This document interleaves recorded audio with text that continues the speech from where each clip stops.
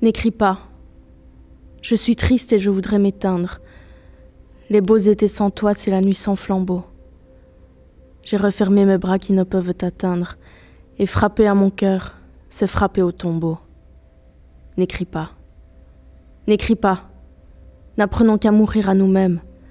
Ne demande qu'à Dieu, qu'à toi si je t'aimais. Au fond de ton absence, écouter que tu m'aimes, c'est entendre le ciel sans y monter jamais. N'écris pas.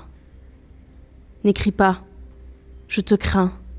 J'ai peur de ma mémoire. Elle a gardé ta voix qui m'appelle souvent. Ne montre pas l'eau vive à qui ne peut la boire. Une chère écriture est un portrait vivant. N'écris pas. N'écris pas ces deux mots que je n'ose plus lire. Il semble que ta voix les répand sur mon cœur, que je les vois brûler à travers ton sourire. Il semble qu'un baiser les empreint sur mon cœur. N'écris pas.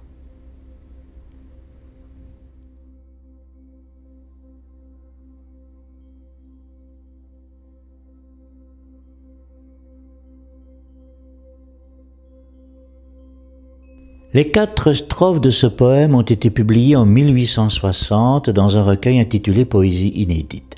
C'est un cri d'amour dans l'abandon et la solitude d'une femme, pour une fois, dans un siècle où c'était plutôt les hommes qui écrivaient et parlaient.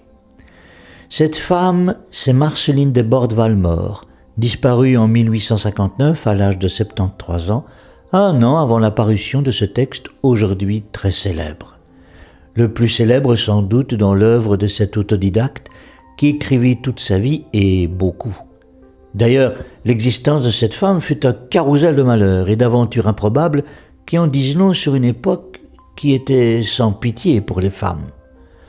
Peu instruite au départ, fille d'un cabaretier, Marceline vécut enfant les affres de la Révolution et partit pour les Antilles chez un cousin qu'elle découvrit ruiné une fois arrivée. Elle perdit sa mère en chemin, revint à Douai, puis partit à Paris, menait une carrière de comédienne, métier considéré à l'époque comme une forme de prostitution.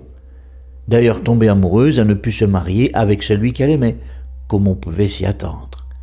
Alors elle se mit à écrire, publia ses premiers textes en 1819 et se vit ouvrir les pages littéraires de plusieurs journaux.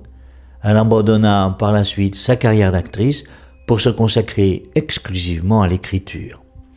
La vie de Marceline reste toutefois une synthèse des épreuves que subissaient ordinairement les femmes, souffrant jusqu'à décrocher le titre de Notre-Dame des Pleurs en raison des innombrables malheurs qui jalonnèrent son existence. Elle eut ainsi 4 enfants et vit 3 d'entre eux mourir. Elle aima passionnément des hommes qui la quittèrent toujours et passa pour une courtisane auprès de la bonne société. Réussir une carrière d'artiste en ces temps-là était déjà difficile pour un homme, mais alors pour une femme.